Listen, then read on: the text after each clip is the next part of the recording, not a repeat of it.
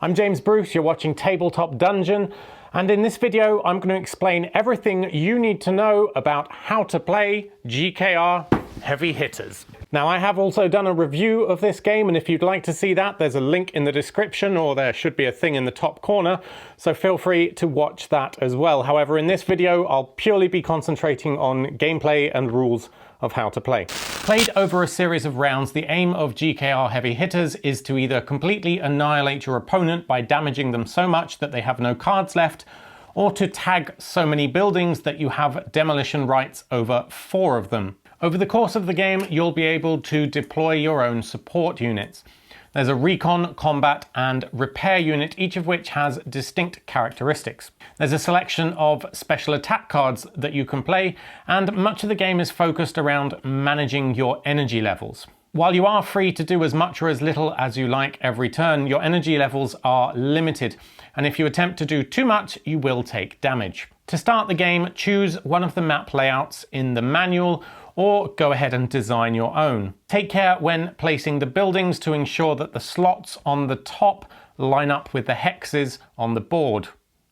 Everyone should roll 2 dice, and the highest total will determine who becomes the Glory Hound first. Starting with the Glory Hound, otherwise known as the first player, each player should choose a faction and then a pilot. Although everyone has the same selection of pilot cards, 2 people can't choose to be the same pilot. Next up, you should build your own unique deck of action cards. There are around 59 cards to choose from, however, there is a structure that you'll have to follow when choosing. First, select 5 primary weapons cards, denoted by the letter P. These must all be the same, but there are a few different weapon loadouts to choose from. Next, pick 2 sets of 4 secondary weapon cards. Again, there's a choice of a few, so just choose 2 sets of those. Set aside the remainder of the secondary and primary cards. You won't need those. Next, choose 12 more cards to complete your deck of 25. You can select up to 5 support unit deployment cards, and I'd suggest all 5. At which point you're left with 7 cards to choose from the remainder of reaction, special moves, and orbital strike cards. Orbital strikes are the only cards that are single use. They are non-defendable shots that hit anywhere on the board. Since I'm a sneaky git who wants to stay back, I'll take 2 of those. Then I chose to take 2 special movement cards and a selection of reactions to missile attacks. Anyway, you should then have 25 cards that are shuffled together in order to create your unique faction deck. In a real game, this would be done in secret, so your opponent can't see which weapons you are choosing, and therefore they won't know which reaction cards to pick specifically to counter your attacks. Once your deck is chosen, go ahead, shuffle that up and place it into your online systems section of your board. This is where you will draw cards from. Also, place your 3 locked achievements next to your board. Once you hit certain key points on the achievement track, those will be unlocked and you can turn them over to remind yourself that you have use of them. You start the game with 6 cards, and every round you should have 6 cards at the end of the reset phase. As cards are used, they will go into your offline systems. Face up, those are your discard pile. If you ever run out of cards to draw from, simply take your discard pile, shuffle it back up, and then place it face down in online systems to become your new faction deck to draw from. Cards that are lost, however, either because they're single use or because you've taken damage, do not get taken back from. Once you've run out of cards, you're out of the game. If you don't like the 6 cards that you've taken from the top of your draw pile to start the game with, you can go ahead and discard all of those and just pick the next 6. Next up, place your heavy hitters in their designated start zones shown on the map, or if you've made your own, you can just decide where to do this, and then begin the game. Play then proceeds in 5 different stages, most of which the Glory Hound or first player goes first in. However, that's not true of all of the rounds. The first stage is deployment, in which each player can, in turn, starting with the Glory Hound, decide to deploy one of their support units. Normally this costs 4 energy, which is quite a lot. However, if you accompany it with a deployment card, this cost drops down to 2, and if you have one of the special pilot abilities, your cost may only be 1. So pay the cost and deploy that support unit anywhere within 2 hexes of your heavy hitter. You may also have some special sponsor cards which specify that they should be played in the deployment phase. Now, you don't have to deploy a support unit if you don't want to. However, since their movement and their attacks are free, it's usually a good idea to get those out as soon as possible. Next up is movement. Again, starting with the Glory Hound or first player, begin by moving your heavy hitter units. The heavy hitter costs 1 energy per hex that it moves, though the movement is limited only by the amount of energy you wish to spend. At the end of the move, they can be turned to face in any direction, and this is important because it determines the firing arc which they can shoot at, and flanking, which we'll talk about later. If you don't want to move your heavy hitter, you can still turn and face him in any direction you like. This is free. Once everyone has had a chance to move their heavy hitter, everyone then gets a chance to move their combat support drone, then their repair support drone, and then their recon support, in that order. So starting with the first player, everyone moves the heavy hitter, then starting with the first player, everyone moves their combat unit if they have one, then the repair, then the recon. Now, this can sound a bit tedious, but in practice, it goes by very quickly. It's just important to remember that you don't move all of your units at once, you move them one by one in the turn order. Now, each support unit moves for free. However, the number of spaces they can move is limited and described on their card. Only the flying recon unit can go over buildings. Everything else cannot pass through a building. You also can't pass through opposing units. However, you can go through your own. The only exception to this is the heavy hitter, who can end its turn on top of an opposing support unit and then pushes it out of the way. Your opponent can choose which adjacent hex to move that support unit into. Next up is the combat phase. Now, this isn't done in turn order. Instead, everyone chooses the cards that they're going to play that round and places them face down in a firing line in front of them, along with any support units of theirs that are going to be attacking that turn. Now, while the support unit cards should remain face up, the weapons that you're going to fire should remain face down until the point at which everyone has played the cards they want to.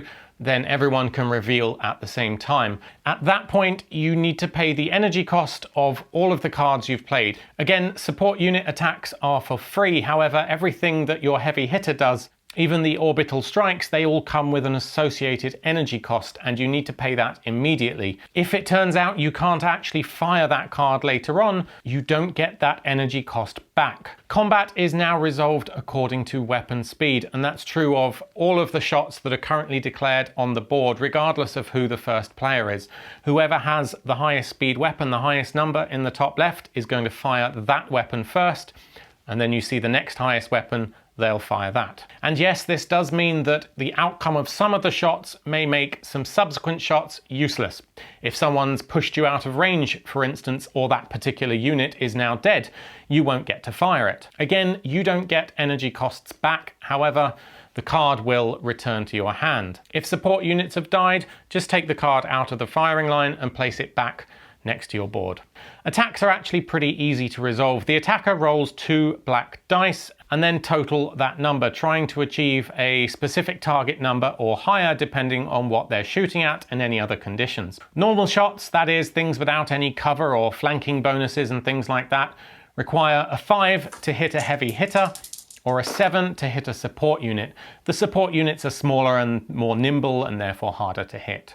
However, there are a few conditions under which this number will be modified. If you are flanking a heavy hitter, that is standing behind them where they're firing arc and they cannot see you, then you get a -1 to that target number. It becomes a bit easier to hit them. So instead of a 5, you'll need a 4. Both support and heavy hitter units can benefit from this flanking bonus. However, if you're attacking a support unit, they don't have a facing rule, so effectively they have 360-degree vision and you can't outflank them, so you won't get a bonus when attacking a support unit. If the firing arc isn't obvious, it's indicated on the base of your heavy hitter with some coloured sections. If in doubt, because you're standing directly to the side of the heavy hitter, then you don't get a flanking bonus. However, they may not have a firing arc to shoot at you either. Then there are cover rules.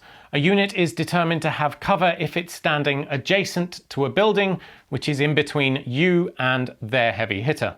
Now, if the building is sort of halfway along the route which you're taking to shoot them, that doesn't count. They have to actually be standing adjacent to that building. This is the only bit that really caught us out on our first game, and we had to double check.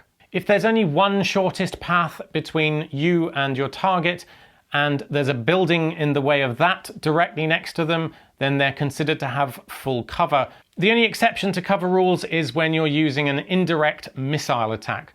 These types of attacks fly over the top of buildings. For a missile attack, even if your opponent has full cover, you may still be able to shoot them. However, you must have some sort of intermediate support unit which can see it.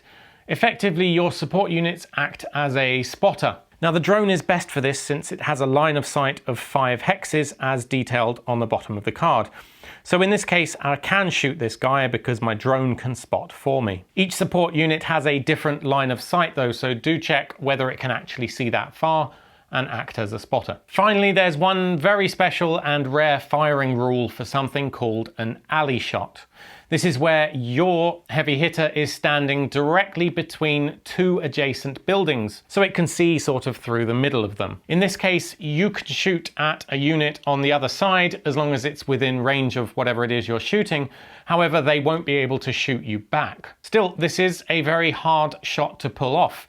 An alley shot will increase your target number by 2. So if you were shooting a heavy hitter, you would need a 7, and if you were shooting a support unit, you would need a 9. But if you do manage to pull it off, you'll advance your pilot 1 space on the achievement track, which we'll talk about later. Whether you hit or miss your opponent, that card will then go to your discard pile. The only exception to this rule are orbital strikes, which will go directly to your damage pile. They are 1 use only. However, regardless of what you've shot, do check the flavor text. It may describe some additional effects. If you have managed to hit them, then the card will tell you how much damage it's done.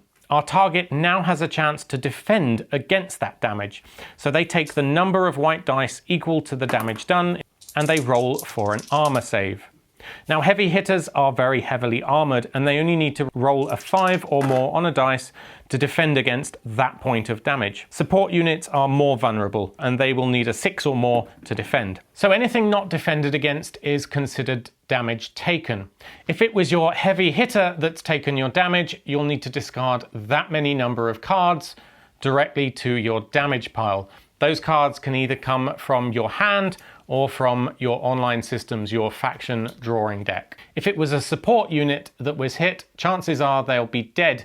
However, the combat unit has 3 health. So if it's taken less than 3 damage, go ahead and mark that off using one of the trackers on the side of the card, and it can stay in the game until completely damaged. The repair unit has 2, and your recon drone only has 1 health. When they take damage, you aren't going to be discarding cards. You just take the support unit out of the game, and then you can redeploy another one next turn. Also note that when taking damage and discarding cards, those must be from your faction deck. You probably also have some sponsor cards in your hand, however, those can't be used to negate damage. Next up, we have the tagging phase. Starting with the Glory Hound, you may go ahead and tag any buildings that you are standing next to with both your support units and your heavy hitter. You can only tag the side that you're currently standing on. You can't reach around to the other side of a building or to ones next to it and tag there instead. It has to be the one you're directly next to. If there's already an opponent's tag there, that's fine. Go ahead, remove that and place your own instead. That's called over-tagging. And if you had already tagged that side of the building, then nothing happens. For every successful tag that you've placed, take 1 sponsor card and add it to your hand. If that was the 4th tag that you've placed onto a building, then demolish it. Remove the cardboard structure from the top, leaving only the ruins, and then place your tag into the ruins.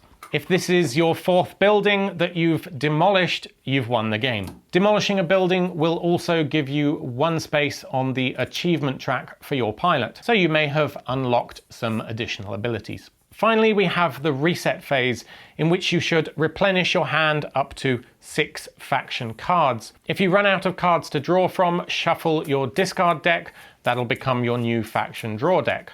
Also, you can only hold a maximum of 5 sponsor cards. You keep those from round to round if you haven't used them, but only up to that hand limit of 5. If you have more, discard them now into the discard pile for the sponsorship deck. replenish your energy levels back to 5, and then determine who is the Glory Hound for the next round. This will be whoever placed the most holo tags during the previous tagging phase. If you've managed to take the Glory Hound status from another player, you progress 1 space on the achievement track. If 2 people are tied for the number of holo tags placed, then whoever is closest to the current Glory Hound in clockwise order becomes the new Glory Hound. And if 2 people are tied and one of them is the existing Glory Hound, it will always change. If the current Glory Hound placed the most tags and isn't tied with anyone else, they stay as the Glory Hound. So that's it. That's the basic rules of play, and the only other thing we need to talk about is this achievement track. As I mentioned, various actions will get you an achievement point to progress your pilot along this track. Once you reach some key points on the track, you get a little upgrade, as detailed here, such as 1 lower target number to attack a support unit or 1 lower to defend, things like that. So things that will progress you on this track are becoming the Glory Hound, making a successful alley shot, demolishing a building, or this other one which I keep forgetting about is having 3 support units on the board at the end of the combat phase. So that's it. That's how to play GKR Heavy Hitters. If you'd like to hear my thoughts on the game, my review of it, then please go ahead and click that link in the description, or maybe this one up here. Or if you have any questions about how to play, go ahead and ask in the comments and I'll help if I'm able to. Also, let me know in the comments what you think of this style of videos. Is it better to have the how to play one separate like this, or would you rather have a sort of brief overview along with a review? Please hit like if you found this video useful, and do consider subscribing for more how to play videos and board game reviews. Thanks for watching.